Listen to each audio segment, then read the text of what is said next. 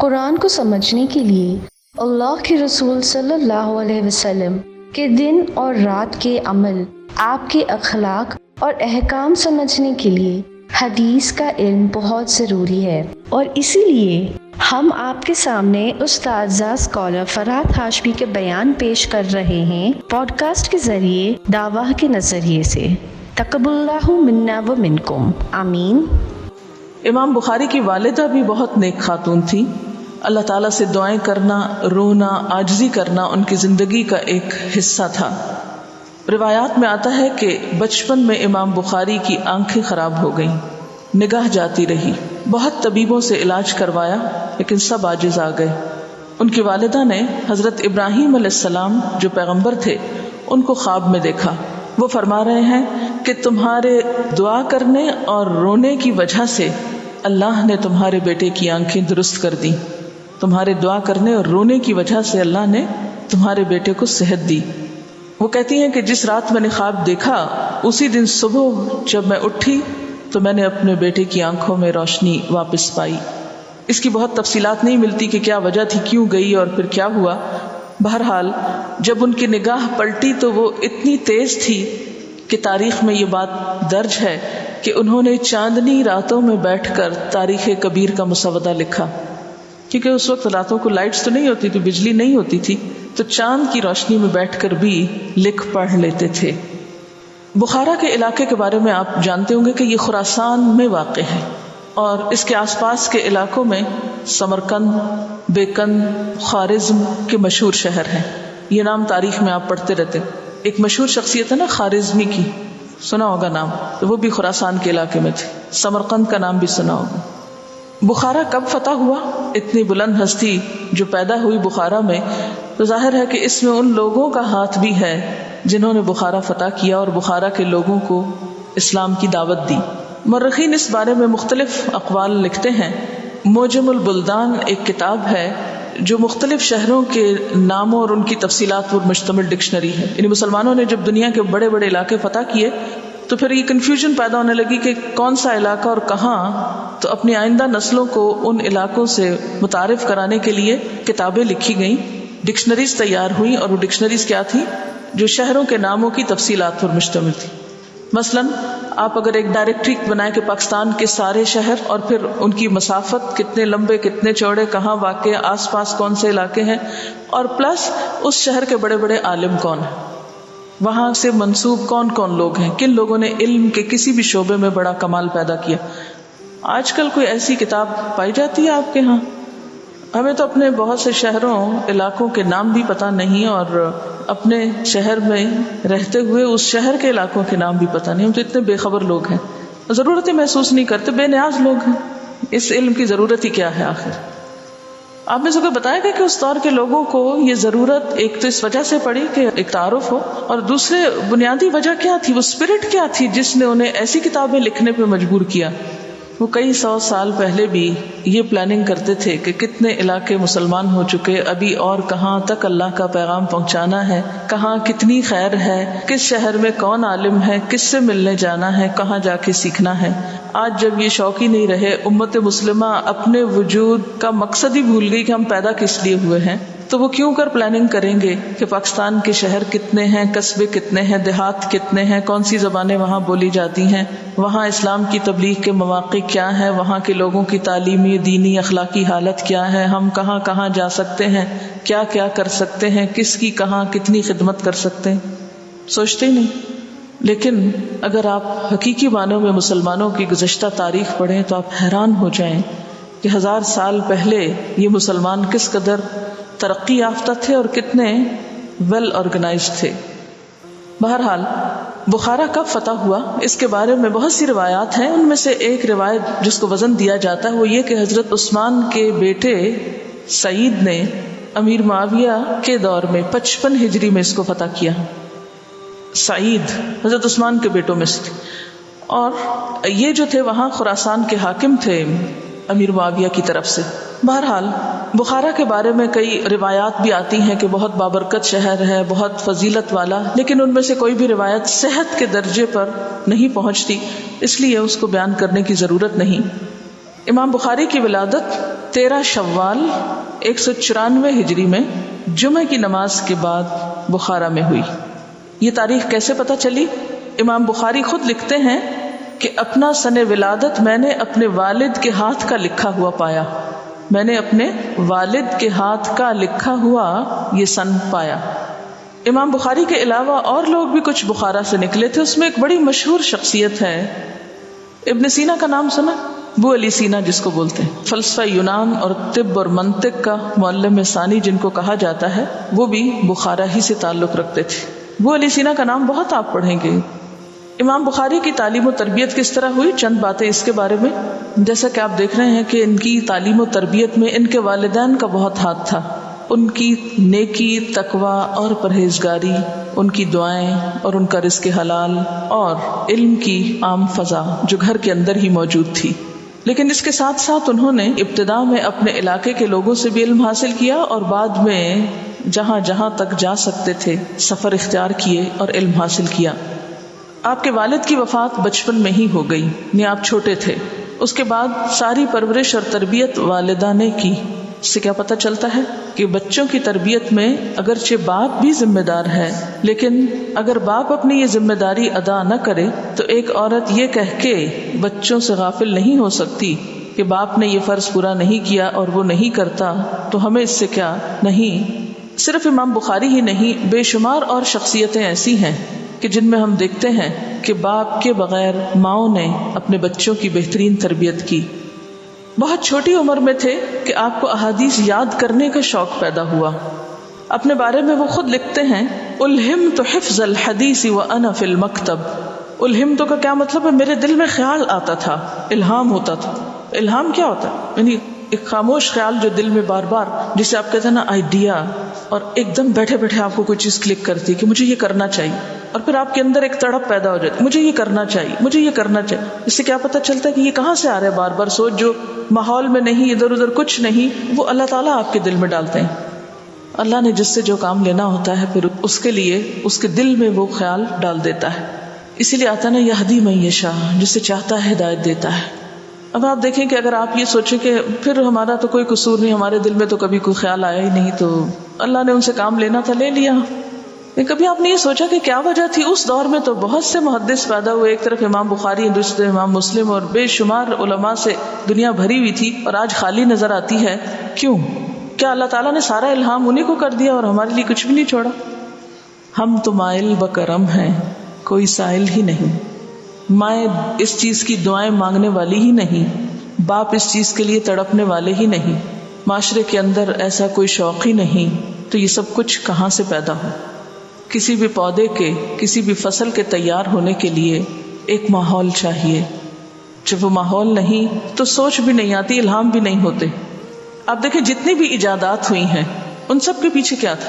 الہام۔ اگر ایک شخص کو ایک سیب گرتے دیکھ کر ایک بہت بڑا قانون الہام ہوتا ہے، اور اسی طرح جتنے بھی سائنٹسٹ ہیں انہوں نے جو بھی ڈسکوریز کی ہیں اس کے پیچھے آپ دیکھیں گے تو یہی ایک فیکٹر نظر آتا ہے۔ لیکن سوال یہ پیدا ہوتا ہے کہ اس وقت بھی سارے سائنسی انکشافات کے الہام ویسٹ کو کیوں ہو رہے ہیں، ہمیں کیوں نہیں ہو رہے؟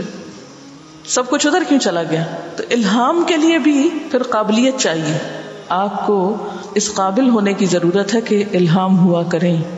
انسان دعائیں مانگتا ہے، کوشش کرتا ہے، محنت کرتا ہے، ایک سچے دل سے کسی چیز کے ساتھ انوالومنٹ جب ہوتی ہے تو آپ فاصلوں کے باوجود ایک چیز کو محسوس کر لیتے ہیں، ایک چیز کو پہچان لیتے ہیں، دوسرے کے دل کی بات کو پڑھ لیتے ہیں آپ۔ تو وہ دوسرے کے دل کی بات آپ کیسے پڑھتے ہیں؟ آپ کو الہام ہوتا ہے؟ اگر ہاں ہوتا ہے تو کیسے ہوتا ہے؟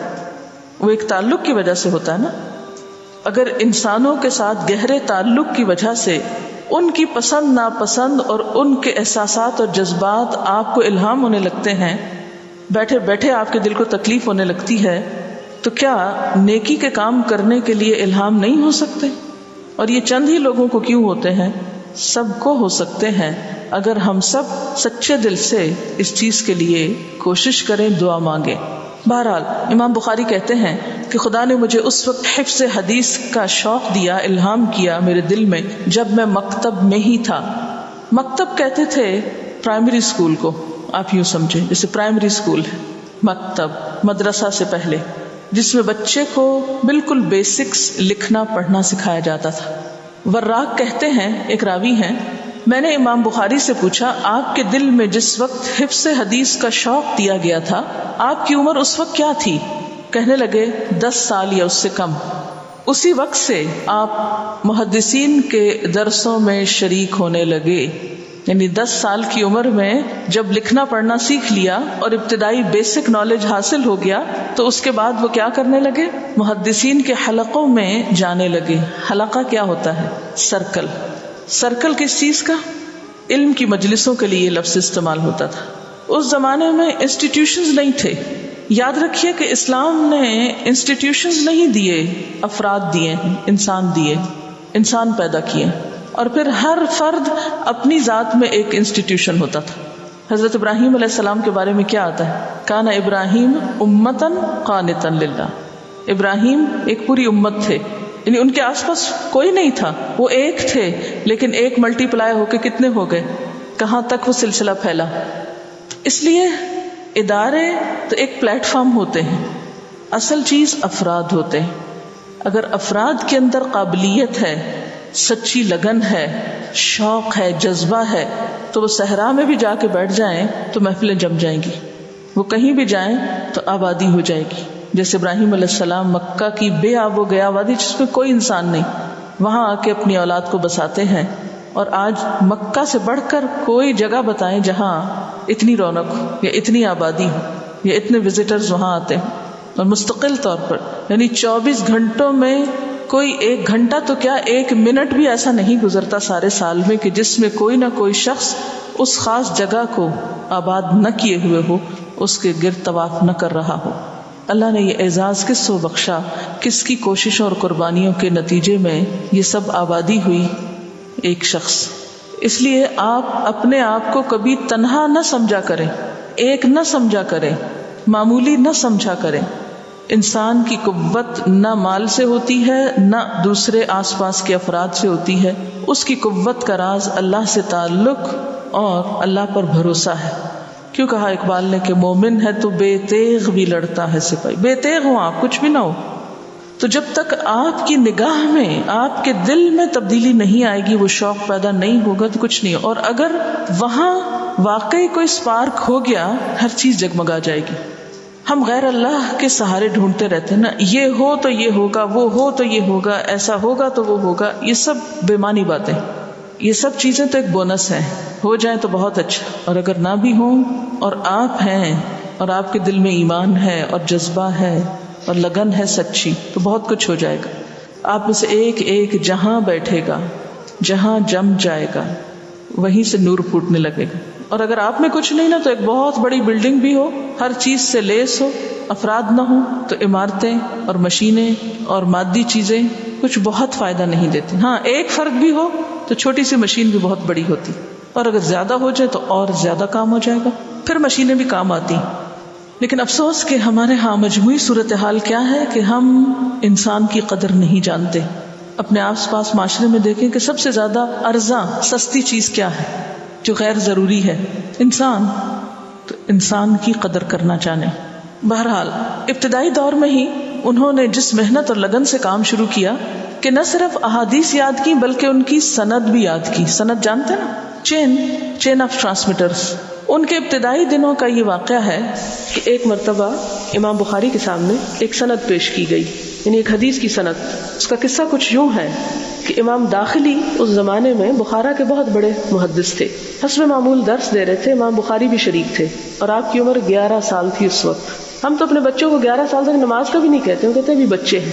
اور اگر آپ تاریخ پڑھیں تو ہمیں یہ بات پتہ چلتی ہے کہ اس زمانے میں نہ صرف مرد بلکہ عورتیں بھی علم کے لیے سفر کرتی، صرف خود نہیں کرتی بلکہ اپنے دودھ پیتے بچوں کو بھی علماء کی مجلس میں لے کے آتی تھی، اور کچھ دیر ان بچوں کو لے کر بیٹھتی، کس لیے کہ یہ اس وقت جو رحمت برس رہی ہے ان پہ بھی تھوڑی سی برس جائے۔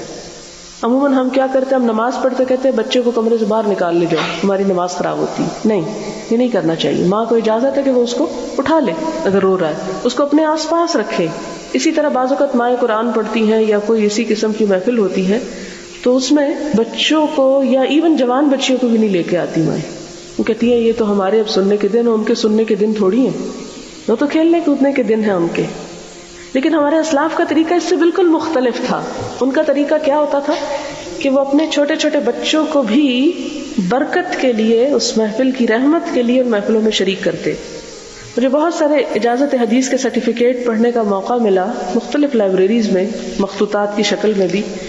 تو اس میں جب استاد اجازت لکھتا تھا کہ میں فلاں شخص کو اس کتاب روایت کرنے کی اجازت دیتا ہوں، تو ساتھ وہ یہ بھی لکھتا تھا کہ اس شخص نے اس مجلس میں بیٹھ کے حدیث کی یہ کتاب مجھ سے سنی جس میں فلاں فلاں فلاں فلاں شریک تھا.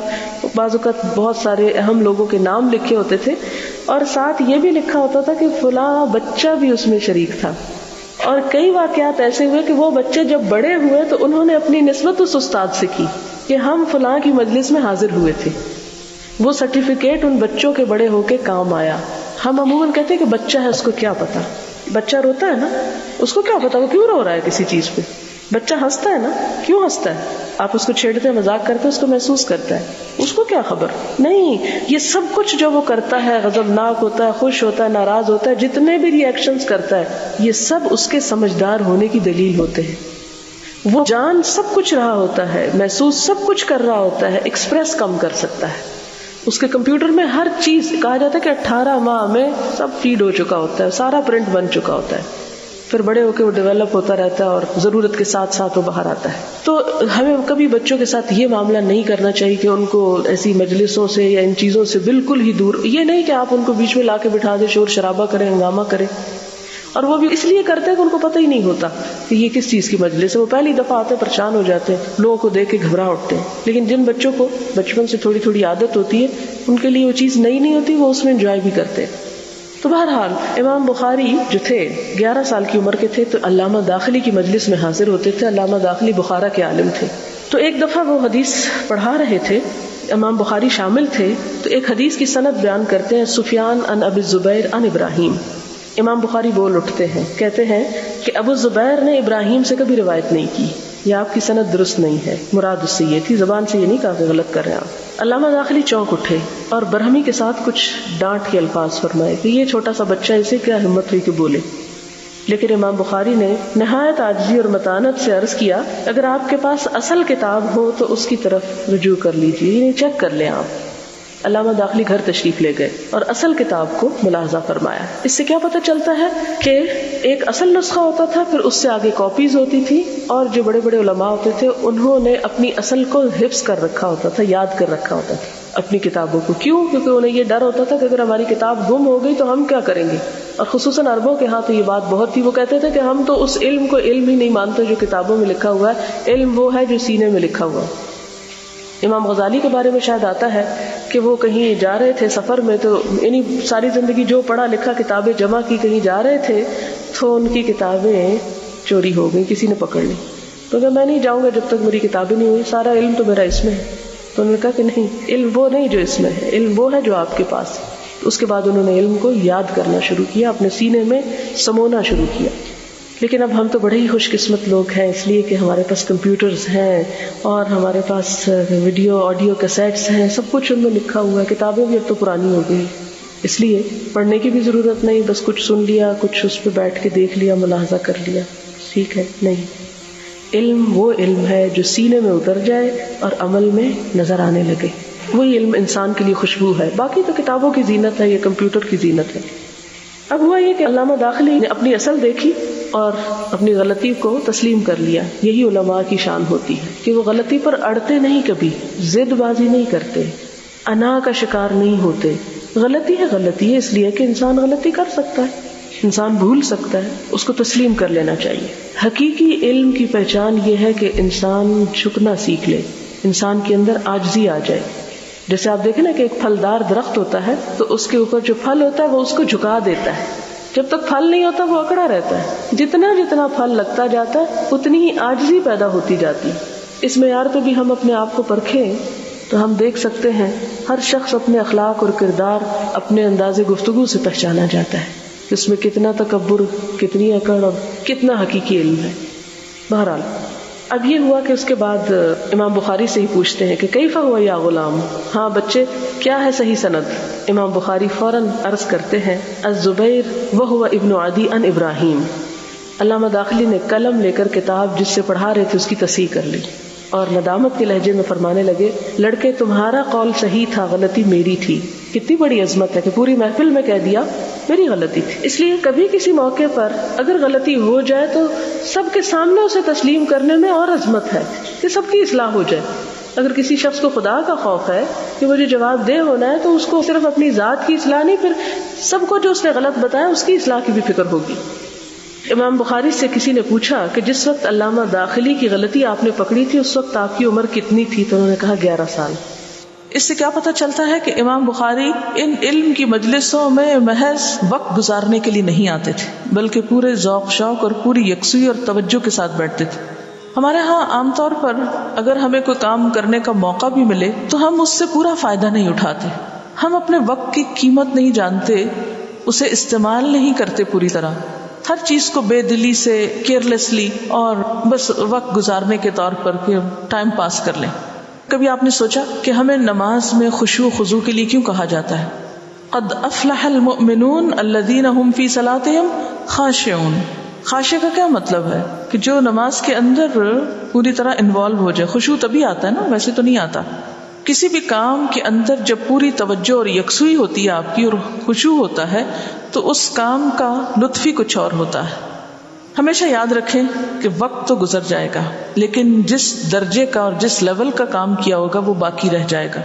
اسی لیے ہر شخص کے اعمال بظاہر اگر دیکھنے میں برابر بھی ہو تو نامہ اعمال کے تول میں وزن میں فرق پڑ جائے گا۔ یعنی بہت سے لوگ اگر ایک ہی طرح کا کام کریں تو جب تولے جائیں گے قیامت کے دن نامہ اعمال تو ہر ایک کا وزن فرق ہوگا۔ کیوں فرق ہوگا؟ کہ کس نے کس کام کو کتنی ڈیڈیکیشن اور سنجیدگی کے ساتھ کیا، کتنی جان ماری، خواہ وہ چھوٹا تھا کام یا بڑا تھا، اس کا نتیجہ بہت بڑا نکلا یا چھوٹا نکلا۔ لیس للانسان الا ما سعی، انسان کی کوشش دیکھی جاتی ہے کہ اس کی کوشش کیسی ہے۔ تو ہمیں اپنے اندر اس کوالٹی کو بھی پیدا کرنے کی ضرورت ہے کہ ہم جس کام کو بھی کریں سنجیدگی کے ساتھ، توجہ کے ساتھ۔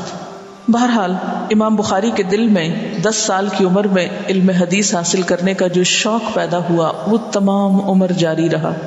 اب انہوں نے اپنے لیے ایک فیلڈ منتخب کی اور اس پہ جم گئے اور اس میں گہرائی اختیار کی اور اس کو لے کر چلتے رہے۔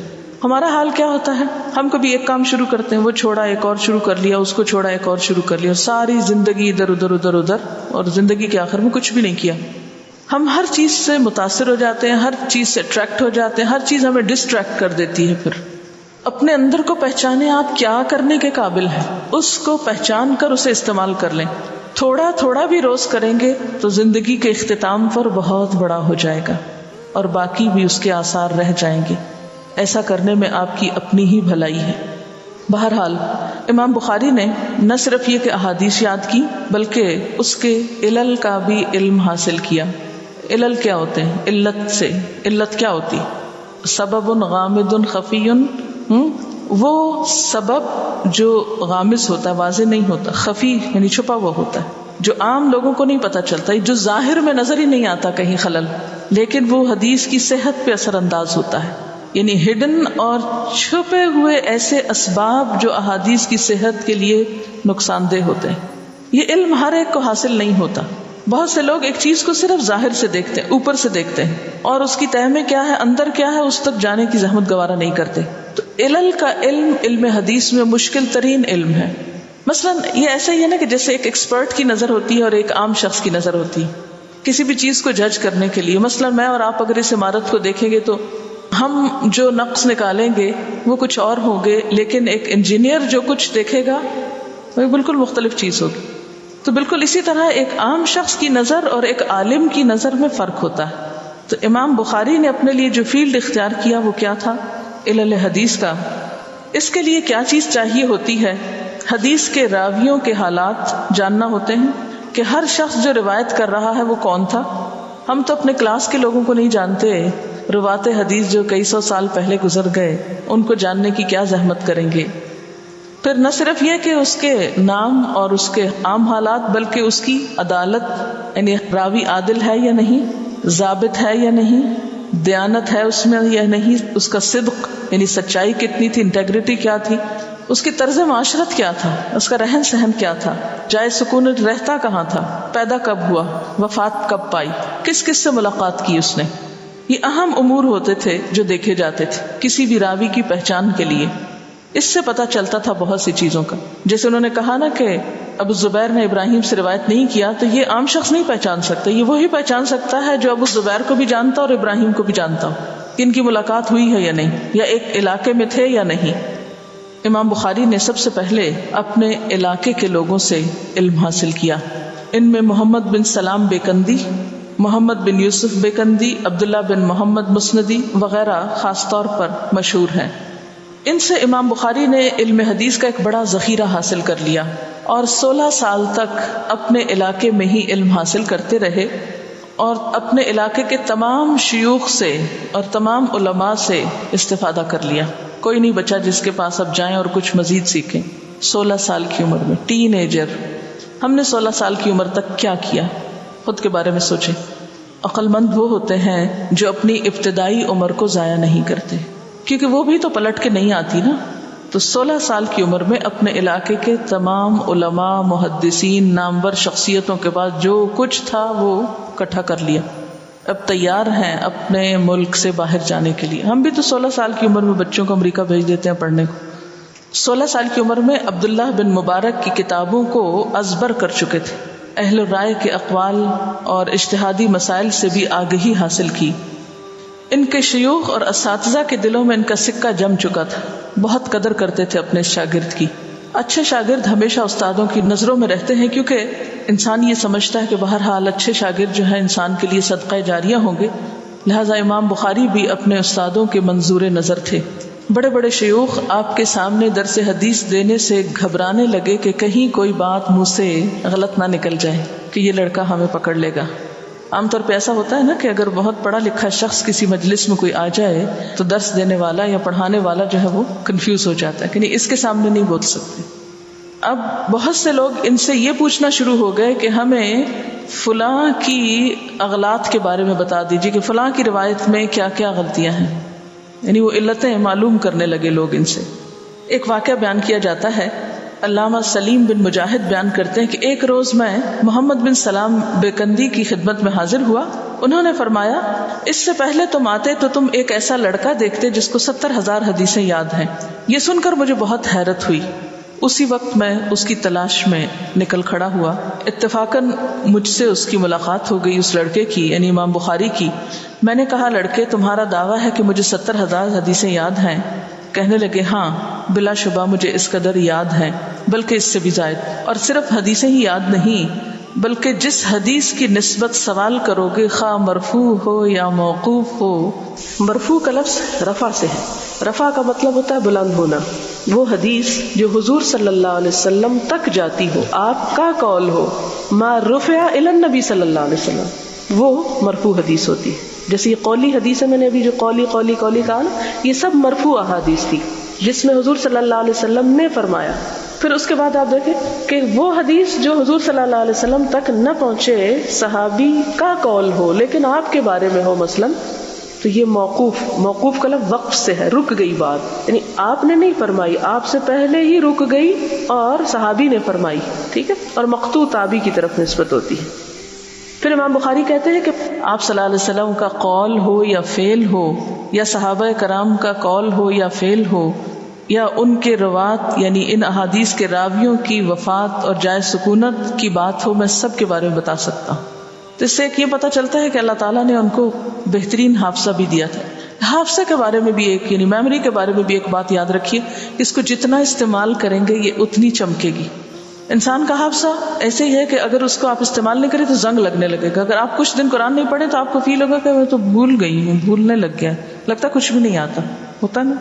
لیکن جب آپ پڑھتے رہتے ہیں تو وہ چیزیں بار بار جب ریپیٹ ہوتی ہیں، ریوائز ہوتی ہیں، تو وہ اور چمکنے لگتا ہے. بچپن میں قرآن حفظ کرانے کا رواج تھا امت مسلمہ میں کہ کسی بچے کو اگر عالم بنانا تو ہو سکتا ہی نہیں کہ وہ حفظ قرآن کے بغیر آگے بڑھے بالکل ابتدائی عمر میں. اور اس سے ان کا مقصد اور غرض کیا ہوتی تھی کہ اس کا حافظہ تیز ہو جائے، دماغ کھل جائے.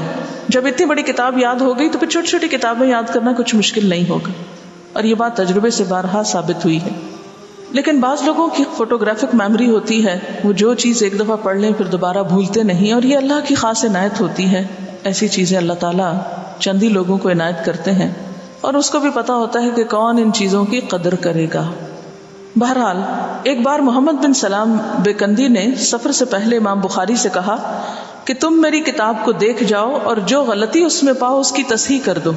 کسی نے علامہ بیکندی سے تعجب سے پوچھا، یہ کون نوجوان لڑکا ہے کہ آپ اس وقت کے امام فن ہیں اور آپ ایک لڑکے سے کہہ رہے ہیں کہ میری کتاب پڑھ کر اس میں کوئی غلطی ہے تو دیکھ لو؟ تو انہوں نے جواب دیا، ھذا الذی لیس مثلہ، یہ وہ ہے بچہ جس کی طرح کا میں نے اور کوئی نہیں پایا، لیس مثلہ، اس کا کوئی ثانی نہیں۔ علامہ بیکندی کہتے ہیں کہ محمد بن اسماعیل جب میرے درس کے حلقے میں آتے ہیں تو مجھے حدیث بیان کرنے میں خوف معلوم ہوتا ہے کہ کہیں میں اس کے سامنے کوئی غلطی نہ کر جاؤں۔ یہ سب کچھ اس وقت تک ان کی شہرت اور ان کا یہ علم تھا جب تک وہ ابھی اپنے اصل وطن بخارا میں تھے، 16 سال کی عمر تک۔ 16 سال کے بعد وہ اپنے وطن سے نکلتے ہیں اور ابھی آگے بہت کچھ سیکھنے کو ہے۔